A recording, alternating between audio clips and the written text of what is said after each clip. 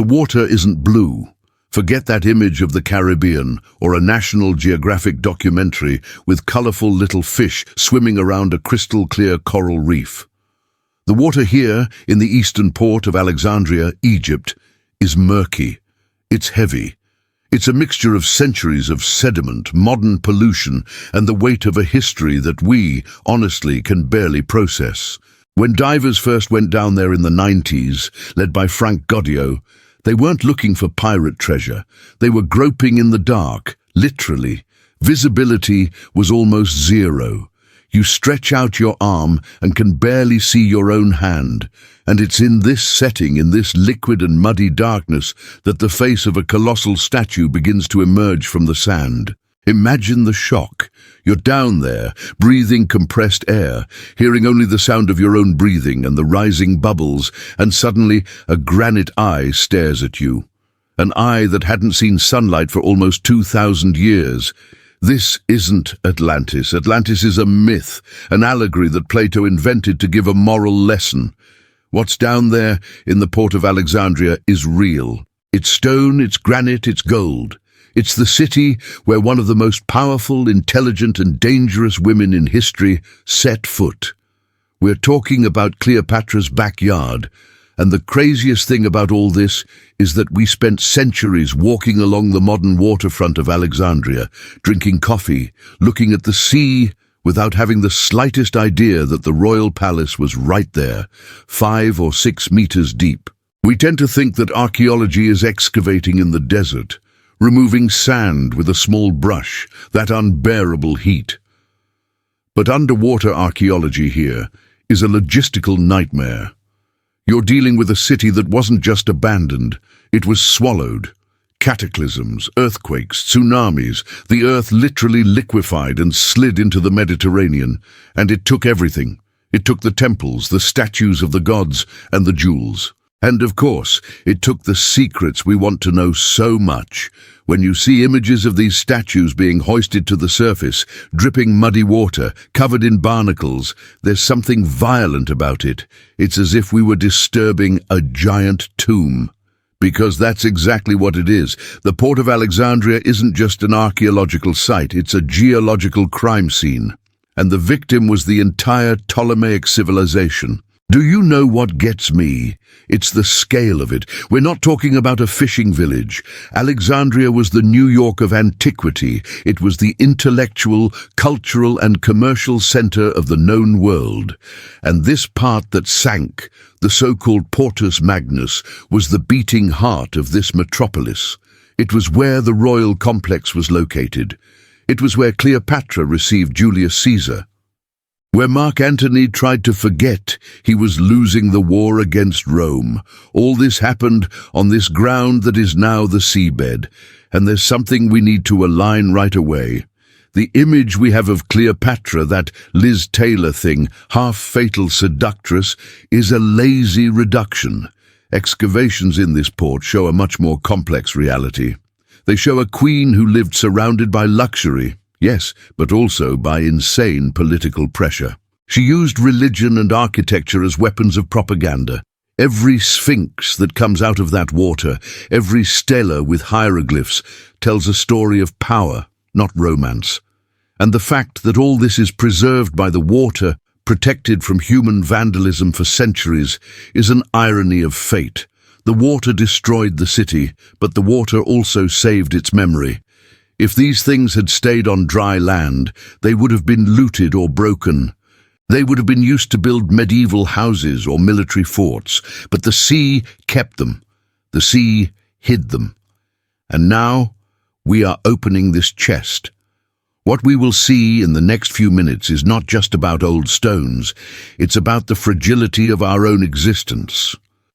You look at those 50-ton stone blocks scattered on the bottom of the port as if they were children's toys thrown on the floor. And you realize nature doesn't care about us. Nature doesn't care about our empires. Cleopatra thought she was the reincarnation of Isis. She thought her reign would be eternal. And in the end, her palace became a home for fish and crabs. This perspective is scary, but necessary. because we continue to build by the water's edge, thinking we have control. Alexandria proves we don't.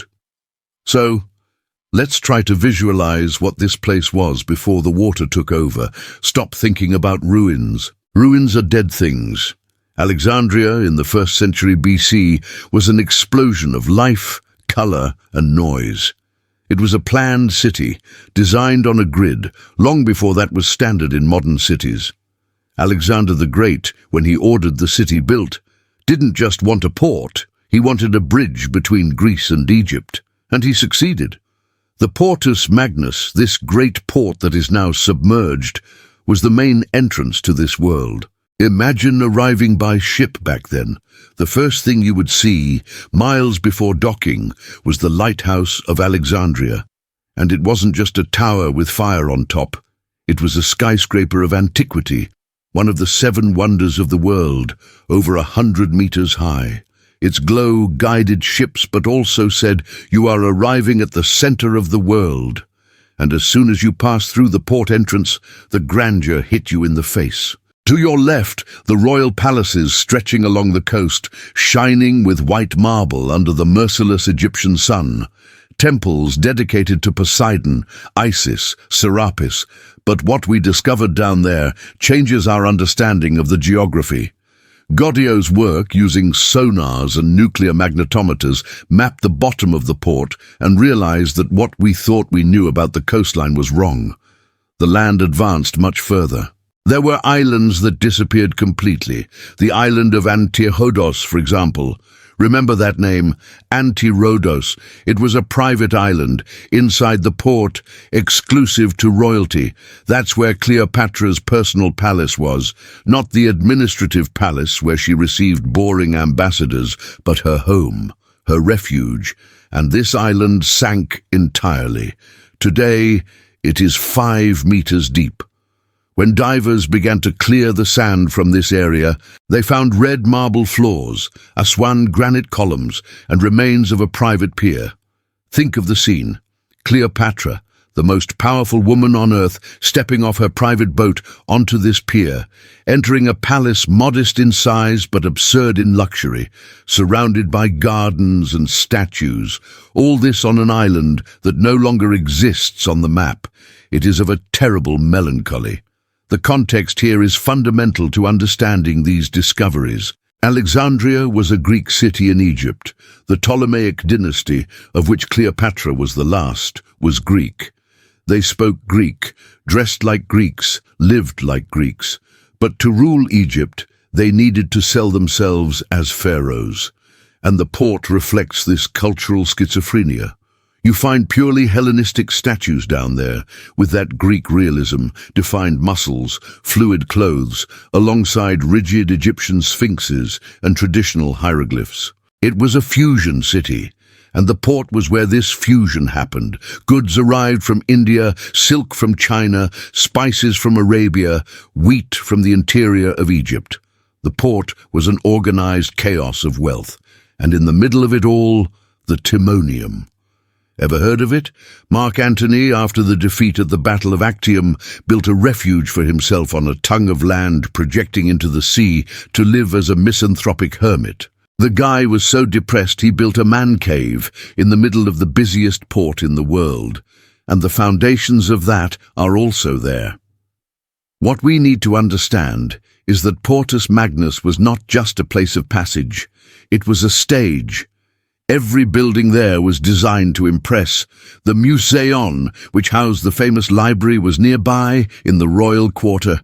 The greatest brains of antiquity walked through those streets that are now mud. Archimedes, Euclid, Eratosthenes. They looked at the same sea that today covers their classrooms. The historical density per square meter in this bay is unparalleled.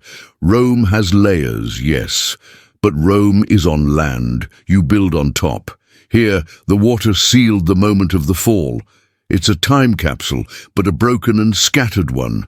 And there's a geological detail that explains everything, but which the ancients ignored or preferred not to see. Alexandria was built on the edge of the Nile Delta. The soil is not solid rock, it's sediment, it's compacted mud. And to make matters worse, the Egyptian coast is in an active tectonic zone. They built the most monumental city in the world on top of a geological pudding. It was a time bomb, and they knew, in a way. There are records of constant earthquakes, but human arrogance is a historical constant. The earthquake knocked it down. We'll build it bigger, until the day the ground couldn't take it anymore. Now let's focus on the woman who gives her name to this whole legend, Cleopatra VII. Forget the myth. Let's talk about the material reality that the seabed has given us. What do the excavations on the island of Antirodos tell us about her? First, that she had a very specific and very political taste. The statues found on her island are not just decorative. 2 pink granite sphinxes were found, very heavy. One of them, it is believed, has the face of her father, Ptolemy the Thune. This isn't just, oh, how cute, a tribute to Daddy. This is an assertion of legitimacy. Her reign was contested from day one. She had to kill siblings, make dangerous alliances. Having her father's face carved on a sphinx at her doorstep was a message. I am the legitimate heir. I am Egypt. And there's a small statue of dark stone that fascinates me. It's a representation of a priest holding a canopic jar, where the viscera of the mummified dead were kept. But the priest's face is smooth. It's a religious, intimate piece. It was in her palace. This shows that despite all her Greek education, she dove deep into Egyptian religion. She saw herself as the living incarnation of the goddess Isis. Isis was the goddess of magic, motherhood, and resurrection. Cleopatra needed this divine connection to justify her power to the Egyptian people, who didn't care about Greek philosophy. The palace itself, from what underwater archaeology has managed to reassemble, was not a brute military fortress. It was open, it had colonnades, courtyards. It was a place made to live in the sea breeze. The floor was covered with mosaics. And here comes a cruel detail. They found jewelry, small rings, gold earrings, personal things. When the catastrophe came, or when the palace was looted before sinking, things fell on the floor, small things that no one saw, and they stayed there. Imagine finding an earring that might have belonged to one of Cleopatra's handmaidens, or to the queen herself. It's an intimacy that borders on invasive. Another thing they found near the island was a shipwreck, an ancient boat 30 meters long. The dating matches her period. It could be a supply boat or a ceremonial boat. The wood survived because it was buried in the oxygen-deprived mud. Inside the boat, ceramics, amphorae of imported wine. This reminds us that her life was watered with the best that money could buy. The wine came from Rhodes, Crete, Italy. She drank the world. But life on the island of Antirodos must have been tense. You're isolated in the port, watching Roman warships circling, seeing Roman politics deteriorating, knowing your neck is on the line. Mark Antony was there with her. They lived in this palace through parties that lasted for days, created a society called the Inimitable Livers, basically a club for those who lived life to the limit, knowing that death was near. And the setting for these parties is down there. The cups they used, broken. The statues that witnessed their laughter and despair, toppled. The find of a colossal head of Caesarion, her son with Julius Caesar, is perhaps the most tragic point. Caesarion was her bet for the future. The King of Kings, the union of Rome and Egypt. And this giant statue of him was found at the bottom of the sea. Why? Because when Octavian invaded, he ordered the boy killed and his images destroyed. This head at the bottom of the sea probably didn't fall there because of an earthquake. It was thrown. It was an act of damnatio memoriae, the erasing of memory. They threw Cleopatra's hope into the water like trash, and there it stayed until we found it again. This shows the violence of the end of her dynasty. It wasn't a poetic end. It was brutal, bloody, and full of hate. And the sea preserved the proof of this crime. Let's talk about the day the world ended, or at least the world of that Alexandria. It didn't all happen at once, but there was a specific day that marked the beginning of the end in a terrifying way. July 21st, 365 AD. Centuries after Cleopatra's death, but it was the event that sealed the fate of all those buildings. A monstrous earthquake, estimated at magnitude 8 or more, hit Crete. The energy released was insane, and the result was a tsunami that swept the eastern Mediterranean. Accounts from the time described the sea receding. The water vanished from the port.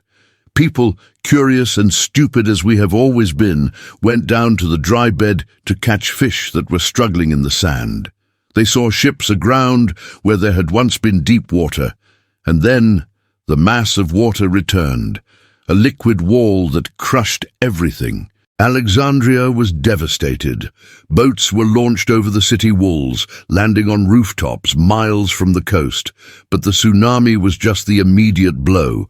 The real problem, the silent killer of the royal city, was soil liquefaction and subsidence. Remember I said the city was built on Nile sediments? When a strong earthquake shakes water-saturated soil, it loses cohesion. It stops behaving like a solid and becomes a dense liquid. The earth turns into soup. And what happens to stone palaces and massive temples when they are on top of soup? They sink. It's not that the sea level suddenly rose, it was the land that went down. The coastline of Alexandria changed drastically.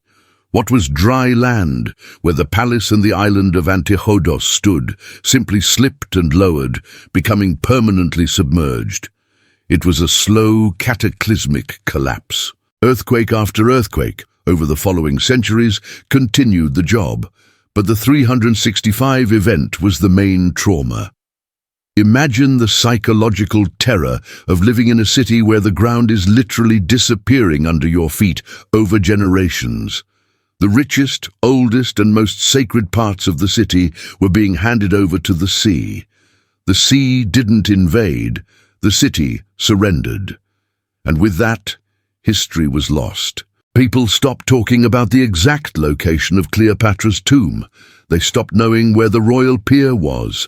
The murky water covered everything, and life went on at the new coastline, building on top of what was left. That's why excavations are so difficult. It's not just sand, it's layers of destruction debris. Stone blocks fallen on top of each other, mixed with broken columns. It's a three-dimensional puzzle, where the pieces weigh tons and are scrambled by a violent force. When Frank Gaudio looks at the map they made, he sees frozen chaos. He sees the direction in which the columns fell, indicating the force of the wave or the movement of the ground. It's a forensic autopsy of a natural disaster. And you know what's scariest? This could happen again. The same tectonic fault is there. The same unstable soil is there. And now we have millions of people living in high-rise buildings on the same coast. Looking at the submerged port of Alexandria is looking at a warning. Nature has a reset button, and she's not afraid to press it. The arrogance of the Ptolemies didn't save them. Roman engineering didn't save them. The water won. It always wins. Now let's jump in time. Let's go to the 1990s. Alexandria is a modern, noisy city full of cars. The port is polluted, full of sewage and industrial waste. No one in their right mind would dive there for pleasure.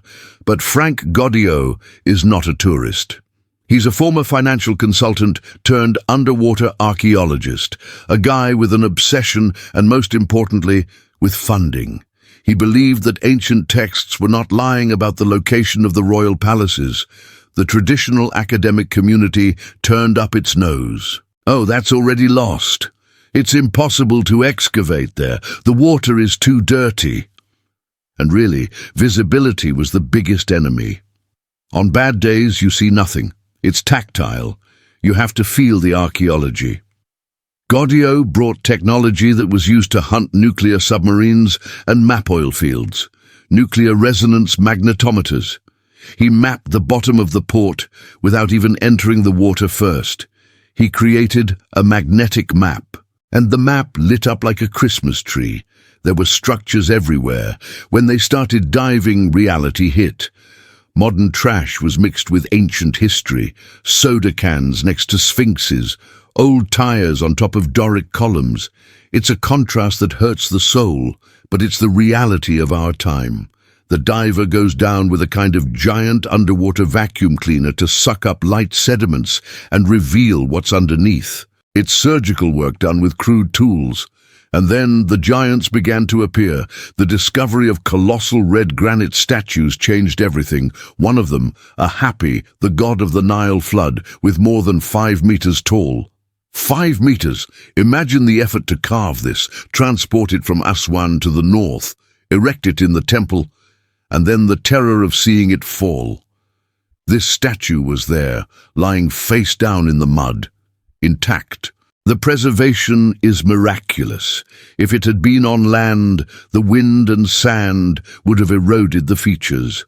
In the water, covered in mud, it was intact. When they raised this statue to the surface, it was a national event in Egypt. The god of the Nile emerging from the waters after millennia. It gives you chills just thinking about it. But it wasn't just luck, it was stubbornness. Gaudio spent years mapping before touching anything. He proved that the island of Antirrhodos was in a different place than armchair historians thought. He rewrote the map of the city. He showed that the port was much more complex, with internal basins we didn't know about. This is science working in practice. You have a hypothesis, you go there, you get dirty in the mud, and you discover that the hypothesis was wrong, but the reality is much more interesting. One of the most tense moments of these expeditions is identification. You find a stone block with inscriptions, but it's all covered in marine concretions, those hard crusts. You can't just scrape it with a knife. You have to clean it with chemical and mechanical delicacy, often down there or right after coming up. And suddenly, a name appears. Ptolemy. Cleopatra. It's like hearing their voice. These inscriptions are the city's death certificate. They confirm, yes, here stood the temple of Isis. Yes, this was the royal domain. Without these written stones, they would just be anonymous ruins. Writing gives soul to the place. And there's the question of gold. Serious archaeologists don't like to talk about gold because it attracts treasure hunters. But the truth is, they found gold. Not mountains of coins, but ritual objects. Gold plates, gold leaves used in statues. Gold doesn't corrode. It comes out of the water shining exactly as it did the day it was made. Seeing that shine in the middle of the grey and dark mud of the port is an almost hallucinogenic experience. It's the persistence of luxury in the face of total destruction. But let's look closely at some of these pieces, because the devil is in the details. One of the most intriguing discoveries was not in Cleopatra's palace itself, but in the neighboring region in Herakleion, which Gaudio also explored. There they found a black granite stela, almost identical to the Rosetta Stone. The Rosetta Stone was what allowed us to decipher hieroglyphs. And suddenly they find another one, perfect, at the bottom of the sea. This shows that royal decrees were copied and spread. Information had backup in stone. Back in Alexandria, the mix of gods is what stands out. You find statues of Serapis. Who is Serapis? He's an invented god, literally. Ptolemy, I wanted a god that would please both Greeks and Egyptians. So he took Osiris and Apis and mixed them with the appearance of Zeus and Hades. He created a hybrid god, bearded, with a basket on his head. And it worked. Serapis became the patron of Alexandria. Finding the colossal head of Serapis at the bottom of the sea is proof of this social engineering. It's divine political marketing. And there are the sphinxes. They found several. But Ptolemaic sphinxes are different. They have more human faces, less stylized than those of the ancient pharaohs. Some have feminine features, possibly representing Cleopatra herself. Imagine the queen walking through the garden and stroking the head of a sphinx that has her face. It's a level of narcissism and power that we struggle to understand today. But for them, it wasn't narcissism, it was divinity. They were living gods. Another mystery, the stone blocks thrown into the sea to create barriers. Archaeologists discovered that many blocks used to build the piers and breakwaters were actually pieces of previous constructions. Old columns, pieces of obelisks, reused as construction rubble. This tells us that the ancients didn't have this sacred attachment to every piece of stone. They were practical. Need to expand the port. Take that old column from that ruined temple and throw it in the water. Historical recycling was brutal. And the wood. I'll talk about the wood again because it's so rare. They found wooden stakes that served as foundations for the piers. Carbon-14 dating of these stakes is what allows us to pin down the dates. You don't date stone, but you do date wood. These stakes tell us when the port was renovated. They show frantic activity until the Roman period, and then silence. Maintenance stopped. The port began to silt up. Economic decline and natural disaster went hand in hand. There's a small piece that marked me when I saw the expedition photos. A gold ring with an intaglio stone of a bird, a delicate thing from someone wealthy but not necessarily royalty, maybe a merchant or a general's wife. This ring lost in the mud humanizes the tragedy. Someone lost that. Someone cried for it or died wearing it. Monumental archaeology is impressive, but everyday archaeology is what makes us feel the squeeze in our chest. It's the little things that connect us to them. We need to talk about the Caesareum. This was the temple Cleopatra began to build for Mark Antony, but which ended up being finished by Augustus and dedicated to himself. Look at the irony. You build a temple for your love, and his enemy finishes it and dedicates it to his own ego. The Caesareum was on the waterfront. That's where Cleopatra's needles were, those obelisks that are now in London and New York. Yes, they were stolen from there in the 19th century, but the foundations may still be down there or buried in the modern part of the city. The end of the Ptolemaic era happened in this setting. Legend says she killed herself with a snake in her mausoleum. Where was this mausoleum? Probably near the Temple of Isis, which was, guess what, in the submerged area or very close to it. The tomb of Cleopatra and Mark Antony has never been found. Some say it's west of Alexandria, in Taposiris Magna, but many archaeologists, including Gaudio, believe it could be down there, in the mud of the port, or have been destroyed and dispersed. If the tomb is down there, the chances of finding anything intact are minimal, but not impossible. Imagine finding her sarcophagus. It would be the greatest archaeological discovery of all time. But maybe it's better that they don't find it.